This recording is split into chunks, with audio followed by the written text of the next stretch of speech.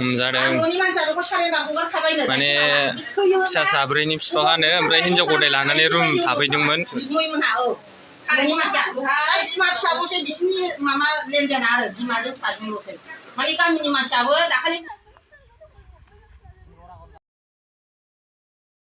गथ' गोनां हिनजाव गोनां आदै सासे गुबुन रुमाव थांनानै हमजादों। माने बिना हिनजावबो दंखायोमोन गथ'बो दंखायोमन। दा नोंथांमोना क्लिपखौ जोबजासे नायबासो बुजि मोनगोन। आङो भिडिअखौ होनो थांगासिनो। गिबियावनो बयनिसिमबो फिन खेब बरायहरबाय। दा नैबे क्लिपाव नोंथांमोना नाय सासे हाबा जानाय आदै मादैखौनो जागोन जोङो। बेफोरबायदि जायो आरोना। आदै मादैखौनो बुंबाय आङो ओरैनो माबायाव सोमोन्दोफोराव। दा नोंथांमोना नायलां माने जोंहा सेंग्रा सिख्लाबाबो गोबां भाइराल ओमफ्राय आदै मादैमोनाबो माने हाबा जानानै बुजिनाय गैला मानाय गैला ओरैबायदि जादों आरोना। दा आंनियाव मोननै आपडेट लाना फैदो दे। सेंग्रा सिख्लानि मोनसे आपडेट बेनिफ्राय नै आदै मादैनि मोनसे आपडेट। भिडिअखौ जोबजासे नायथार दे। भिडिअखौ जोबजासे नायबासो बुजि मोनगोन नोंथांमोना।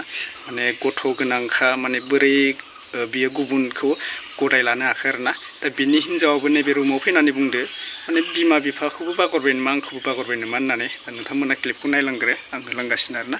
थ' दे बिदिबा जों क्लिपखौ नायलांग्रोनोसै।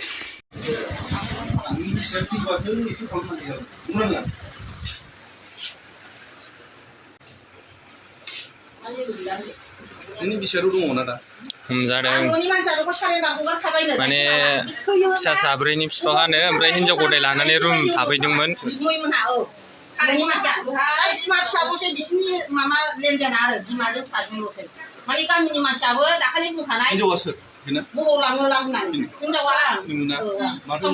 न'खरनि प्रब्लेम दं मा दं होनदों?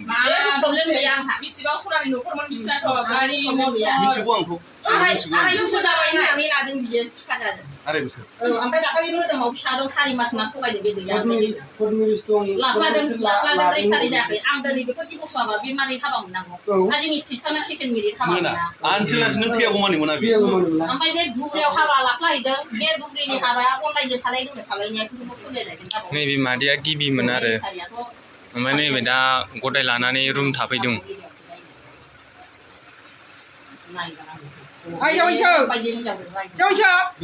जोंखौ सिनायाखिसै नामा नोंलाय?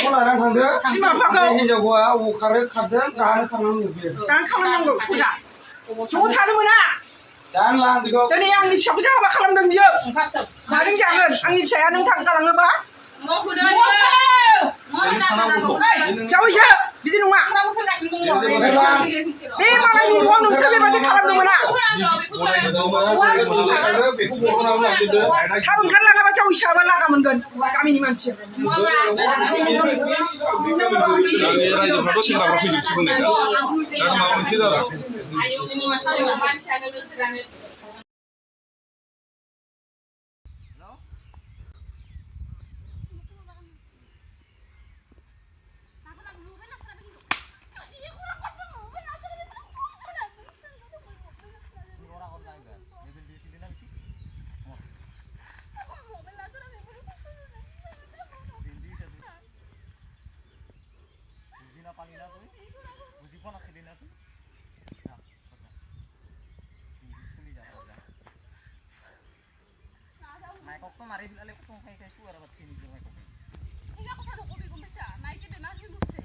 अब्ला नुखाबाय नोंथांमोना माने बेयाव आं मोननै आपडेट्सखौ एकेलगे होनाबाय आरोना।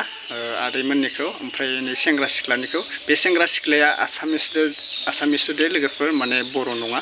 दा जोंहा बर'फोराबो गोबां शेयार खालामदो माने आसामिसल' नङा आरोना। जों बर'फोराबो बेबायदिनो जाबोगासिनो। बेनिखायनो केयार थानाया मोजां सेफ थानाया मोजां।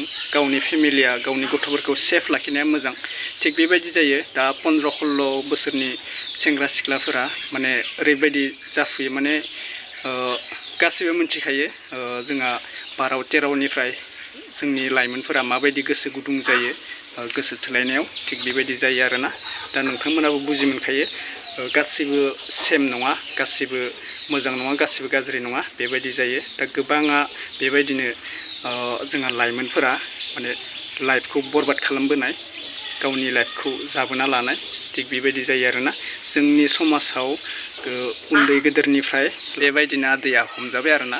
गावनि हिन्जावा नागिरो नालाय गावनि फेमिलिया गावनि हौवाया बहा थांदो बहा मादो सोरदो बेरायहैदो दा बेखौ नागिरै हिन्जावा माने बै गावनि हासबेन्डखौ लोगो मोनहैबाय आरोना रुमाव माने बिनि हासबेन्डआ गुबुन हिन्जाव गदाय लानानै माने बहाबा हाबा जाखोमाहैदोंनो ओमफ्राय रुमाव बेबायदिनो बिसोर सानैखौ नुनो मोनदों आरोना दा आदैया एसे बुजिनांगौमोन गावनि फेमिलिखौ आरो गावनि हिन्जावखौ आरो गावनि गथ' गथायखौ दा गथ'बो दोङोना आरोना मोनसे बाथ्रा बुंनोसै माने गोसो थोनायाव थार गोसो थोनाय मोनसे थायो आरो नंखाय गोसो थोनाय मोनसे थायो बेबायदि जाबाय थार गोसो थोनायखौ माखौ बुङो नोंथांमोना गावनो बुजि सासे सेंग्राया एबा सासे सिख्लाया गावनि गोसो थोनायखौ लानानै गोबां कियारै थायो सोरबा सोरबि सानो माने आंनि बयफ्रेन्डआ आंनि गार्लफ्रेन्डआ ओरैबायदि आंखौ नेवसिना थाङोबा आं ओरैबायदि जाना थैगोन आं ओरैबायदि गावनि जिउखौ खोमाना लागोन दा थिग बेबायदि सासेया गोसो थोनाय माने बेबायदि सानो बयफ्रेन्ड एबा गार्लफ्रेन्डआ नाथाय गावनि जिहेबा जि सोरजों लाइन लादों गावनि बयफ्रेन्डआ जि सोरजों लाइन लादों बेखौ मोनथिया आरोना दा बेबायदि गोबां दोङो माने सानैनि साननायाबो माने हौवा हिन्जावनि साननायाबो एखे जाया दा सिख्लाया माबा मोनसे सानदोंबा नोङो सेंग्राया माबा मोनसे सानगोन गोसो गोरोबा मिलायलाया आरोना माने सोरनाबा गोसो गोरोबनाया मिलायलायो आरो सोरनाबा मिलायनाय थाया आरोना बेबायदिनो ओमफ्राय गोबाङा बेबायदिनो माबा माबि जाना थैलाबायो नोंथांमोना खोनाखायो आरो जोंहा गुबुन हारिनि अननायखौ नायगिरोबाथ' आरो बेखौ बुंनोनो नांला आरोना बेखौ आं बुंनांगौ खोथा गैखाला प्रत्येक भिडिअ नोङो बुंखाबाय थायो गुबुन हारिनि अननाया माबायदि बर'नि अननाया माबायदि दा गोसो थोनायाव ओरैबायदि दोङो माने जोंनि बर' समाजावबो आरो गुबुन समाजावबो आरोना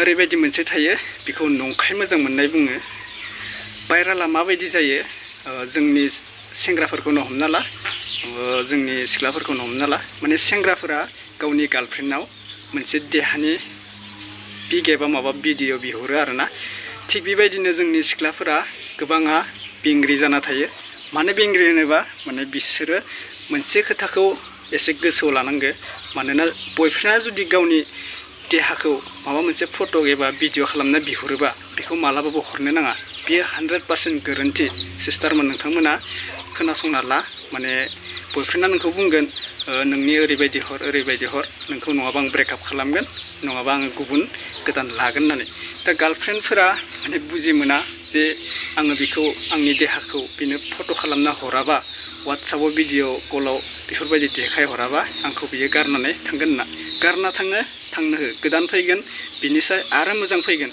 दा नोंथांमोना गिनानै माने बेफोरबायदि गावनि देहाखौ माने प्राइभेट भिडिअखौ हरलाबायो आरोना जोबोद गोरोन्थि नोंथाङा माबा समाव नोंजों नांलाय खमलाय जायोबा नोंजों ब्रेकआप जायोबा जानांगौ बै सेंग्राया नोंनि देहाफोरखौ रेकर्ड खालामनानै ससियेल मिडियायाव शेयार खालामनो हागोन अब्ला सोरना लासिं जागोन सोरना मान सनमान थांगोन नोंना थांगोन सिस्टार बेनिखायनो नोङो एसे बुजिनानै गावनि गोसो थोनायखौनो माने बियो नोंनि प्राइभेटखौ बिहरोबा नोङो एसे गोसोआव थानांगोन जे आंखौ ब्रेकआप जानायनि उनाव बियो आंनि देहाखौबा मा खालामो मा मायो होननानै नोङो एसे सानग्रोनांखि आरोना थिग बेबायदि खालामनांगोन दा बेनोसै आंनि बुंनाया नोंथांमोना गाज्रि मोननोबो हागौ बेबायदि गासिबो समान जाया देलाय खायफा थायो दा जोङो 100%नि भितराव 50%खौनो बुंनांगोन थिग बेबायदि जायो जोंनि गासिबो माने गाज्रियानो ओंखारजोब्बाय आरोना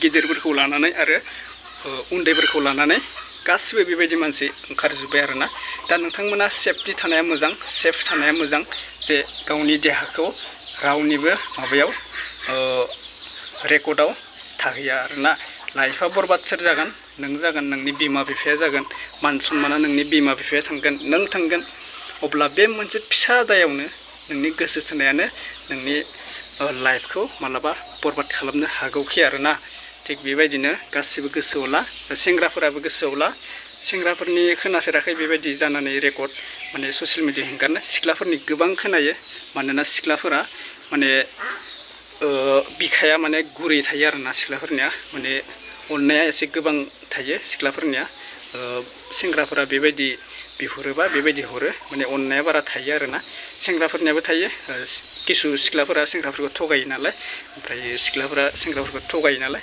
दा आंनि बुंनाया बेनोसै नोंथांमोना बरिं मोनबाय जानांगौ आरो सोरबा रागा जोंदो जानांगौ कापोल्स थायो नालाय गोबां आंनि भिडिअखौ कापोल्सआ गोबां नायो आं मिथिखायो एसे गाज्रि जाबाय बेकग्राउन्डआव साउन्ड फैयो आरो बेकग्राउन्डआ गाज्रि आरोना भिलेज नालाय भिलेजाव थानाय टाउनावथ' थानाय नङा बेनिखायनो बेफोरबायदि नुगोन आरोना मा बुंबावनो दा बेनोसै लोगोफोर नेक्स्ट आपडेटआव लोगो मोनगोन नैबे आपडेटआ मोननै नोंथांमोना बुजिना बुजिदिया मोनसे आसामिस सेंग्रा सिख्लानि आरो मोनसे आदै मादै बर'नि आरोना शेयार खालामनांगौ भिडिअखौ लाइक साबस्क्राइब खालामनो दाबाव आरो आंनि सेकेन्ड चेनेल बड' क्लिप्स इयाव मोनसे आङो माबा लाखिदो गिफ्ट एवे लाखिदो 1000नि गिफ्ट एवे नोंथांमोना जुदि 1000 फैसा नांगौबा बड' क्लिप्स 143 नोंथांमोना सार्च खालामना हो आरो आं कमेन्टआवबो पिन खालामना होगोन कमेन्ट लिरना होगोन माने बे चेनेलनि मुंखौ नोंथांमोना जुदि गिफ्ट एवे देरहानो लुबैदोंबा मा खालामनांगोन भिडिअखौ नायग्रो आरोना बड' क्लिप्स आंनि सेकेन्ड चेनेल नायदो नोंथांमोना बेयाव नुगोन आरोना दा बेनोसै नेक्स्ट आपडेटआव लोगो मोनगोन लोगोफोर थेंक इउ स' माच